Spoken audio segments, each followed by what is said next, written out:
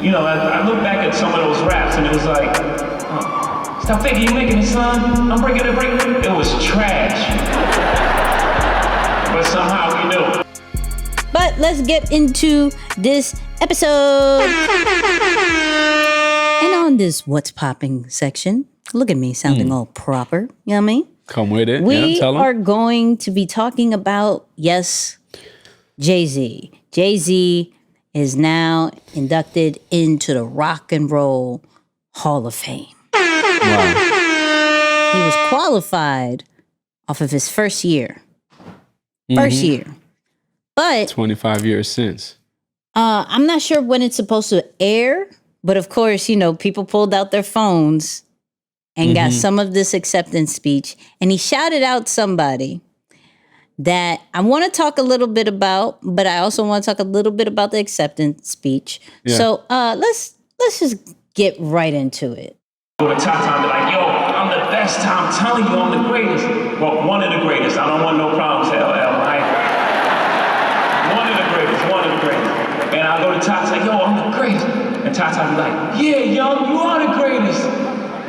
And then, you know, I look back at some of those raps and it was like, stop thinking you're making it, son. I'm breaking it. It was trash. But somehow we knew. And I recorded a demo and I went to every single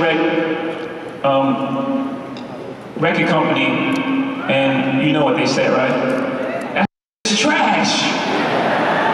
But the audacity of hip hop, we didn't believe them. I, for not 1 second, got depressed. For 1 second, I didn't change my course. It was like, we're gonna create our own company, you know? That's hip hop. And we created this company called Roc-A-Fella Records. Shout out to Dame. I know we don't see eye to eye, but I can never erase your accomplishments. And I appreciate you and I thank you for that. It's major. That's major. So there's like two parts of this for me, right? The confidence of this is trash. I believe it's amazing. And I believe that we really have something, but it's trash. And then when you hear it from other people that it's trash, and yet you still have the confidence enough to make your own, like that has to be talked out because to get denied several times, I think he even said like by all the record labels, just trash, trash, trash. And to clearly be one of the most known record labels in the, like, of our time. Roc-A-Fella, everybody knows what that is. For sure. Right? Yeah. I would ask you, like, because you can come up with so many different ideas, not you per se, but just people, right? Sure, yeah. It's like, what do you know to put confidence in?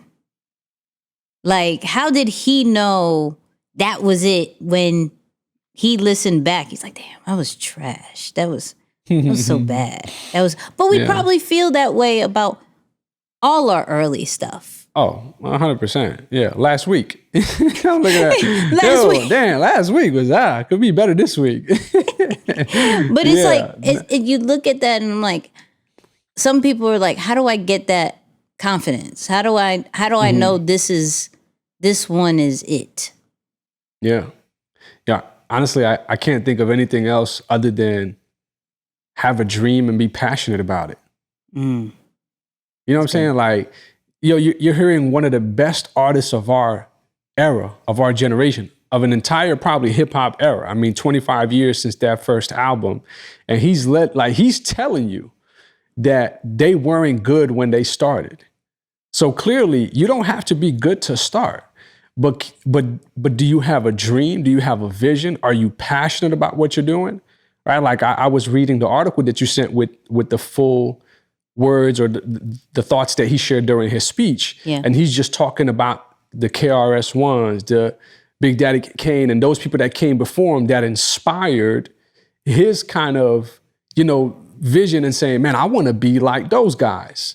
And started doing whatever he can do to put himself in that position.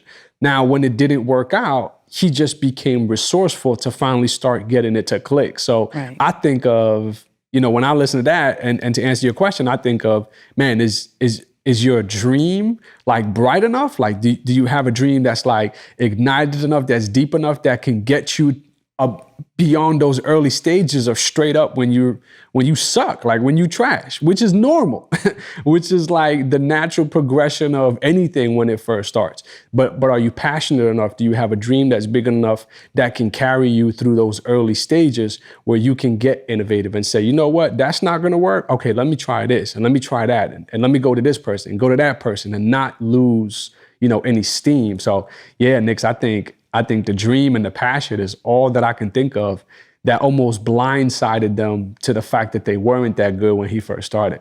Yeah. I would have to agree, but I love it. And for those people, like, look up the full acceptance speech. It's going to be ghetto, and like you heard, the audio isn't the greatest, but the journey is what got me to understand where the confidence came from. Because, I mean, of course, he mentioned, Big Daddy Kane, KRS-One, LL Cool J, and always listening to it. And then he mentioned his mom giving him that green notebook. So you not only are seeing it, but then now the person you love the most is now encouraging it, right?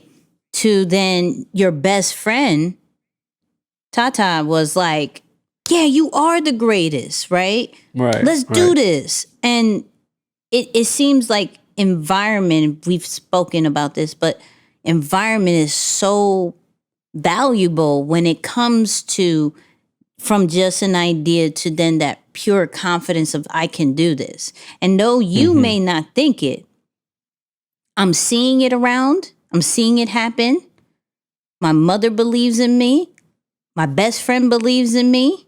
I have a circle that believes in me. We're going to do this regardless. And maybe one of the goals is not truly to reach the masses, but to maybe be a local success, maybe to be within the circle success. Like, yo, we created this, we're putting it out in the world. And it just happens when you make movement like that, then it impacts more than maybe than you really imagine. Because of course, if you think about Dame Dash thinks it was going to take over the world all day, every day, right? Right. But who is to say did they really know the true impact that Roc-A-Fella was going to have? Roc-A-Fella was one of the reasons why everybody wanted a chain.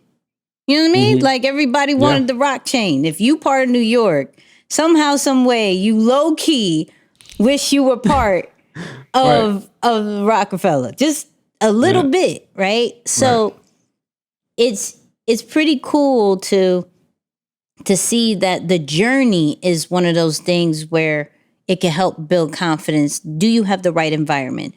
Do you have the support at home? Do you have support in your circle?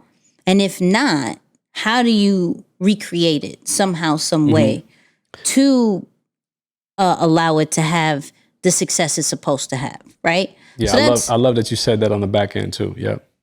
You know what I mean? Yeah. Yeah, no, that's good. Try it over here.